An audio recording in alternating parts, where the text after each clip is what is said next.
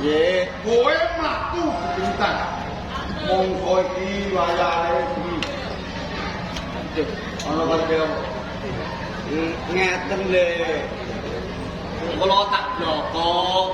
Ning panjenengan ampun matur sinuwun Prabu Gen Arok nggih. Kula niku ajeng pangsul teng desa. Bali Nggih. lu kene ndak bali wae panjenengan bintang. Lah pripun saben-saben kula matur lan sinuwun Prabu Gen Arok ajeng wangsul teng desa. Kula mboten dipun keparengaken Arep bali nang desa ora dilai. nggih. Bapak pisan mboten dipun nilai. Kowe dianggep keluargane dhewe. Nggih. Iki dianggep bapake ora bela. Ngeten lho, Pangeran. Titi wedal sak menika bojone kula niku mbobot 9 sasi. Pun wayah leke. Monggo barengi anak kula njaluk sunat. Nggih, menawi kula mboten bali, mengke pripun teng desa pripun? Yen kowe bali tanpa nilai apa dibet? Nek mboten gagah, Lu kene ora dibutuh bali. lah pripun Apa mongke? ditampa bojomu? Tai berarti kowe kuwi mangan uang simalakama. Perkara kita terus saya membela hukuman. Ampun nggih. Bali wis tujuh-tujuh. Nggih, mulak bali nanggo dhuwit, kok bojoku kula ngamuk. Kowe lunga iki datang bojomu iki ra kate prak. Bodoh dinane bali nang omah kanggo sunat anakku. Nek bali nang dhuwit. Ora diloko. Nggih. Iya, lha pripun? Bela tulungi. Dengan kula Tulungi rong perkara. Siji perkara kira katon kira saya membela. Loro kowe bali terima bojomu. lho kok kula bali terima bojone kula wong kula mboten duwe dhuwit kok.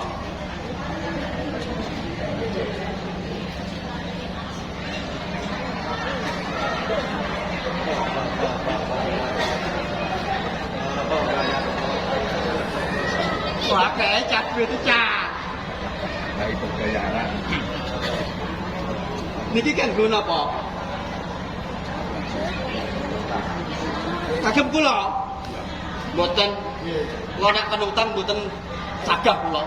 Ngawur iki lho, pripun mungkin? Aku keparing kowe iki ora utange.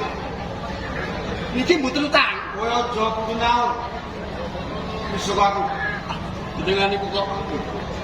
Lha Saya sakit nggih buke purun. Kula teng riyin. dengan iki lho. Mboten ngertos. Niki mboten Urung iki. dereng. Iki mono 10.000. 10M. Ya. Wah, kae cah. 10 merah. 10M merah kan. Jeke urip.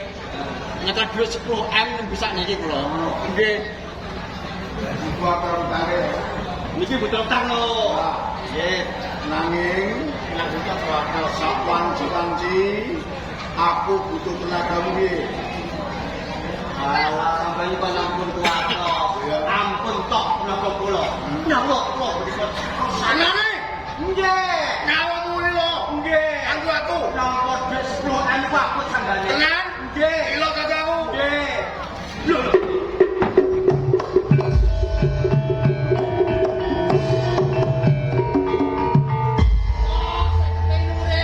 Apa dipun pateni kula? Lho, duwite kula balike mriko. Sing penting kula urip. Lho niki, Kowe kok duwe panemune aku arep pateni kowe. lho niki. Dan lulus saka Kiai Gantri. Menawi Kiai Gantri kuat saking rangkanipun, ateges badhe ngokop gete melu.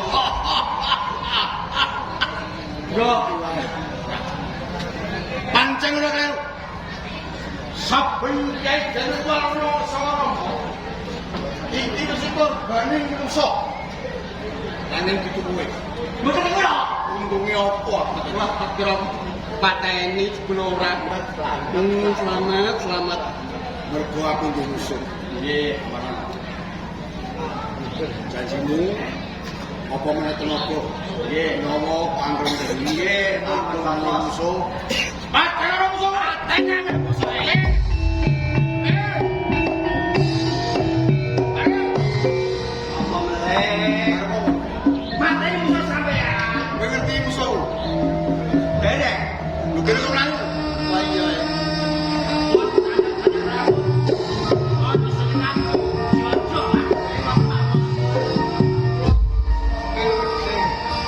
Ojo kesusu.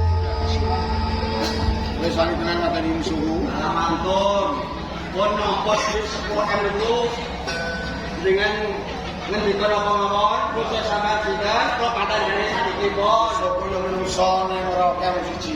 Enggak, Dik. Aku Ada banyak dulu lho.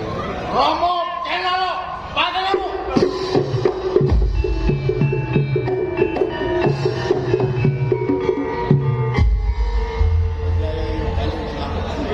Kapan kita kan bisa? Menawi kula Nggih. kan sepados medhai sinun pabuken karo kula mboten purun pengeran. Kasar mawo. Kula niku abdi dinasipun 20 taun kula ngabdi wonten ing Singosari. Bapak kula dikon majahi sinun pabuken karo mboten. Kowe dadi abdine Romo Kenalo. Nggih, Kowe jujur, nggih, ora kamu sih. mboten apik. Ngomong karo aku piye? Ya jujur. Jujur sampean kula bamana. Ora kamu sih. Nggih. Yen kowe jujur ucapmu. Sawise kowe nomor duit saka aku. Sawanci-wanci aku butuh tenagamu, kowe matuk. Apa meneh mung tenaga pangeran nyawa ruang-ruang. Yen kowe ora gelem, ora kowe kecukupan. Anak bojomu nang bisa status. Tak paten ya, Mas. Ampun nyempet anak bojo kula di pengeran. Ampun nyempet anak bojo kula. Arep kowe sagora. Bojo kula niku sing cilik-cilik. Anak kula do meteng. Ampun. Boleh. Cangkemmu ngomong boleh. Bojo kula sing cilik, anak kula do meteng. Pripun? Bojomu po meteng anakmu sing cilik-cilik. Nggih. Sagora. Bojo kula niku meteng. Nggih, anak kula Ora. nggih satu.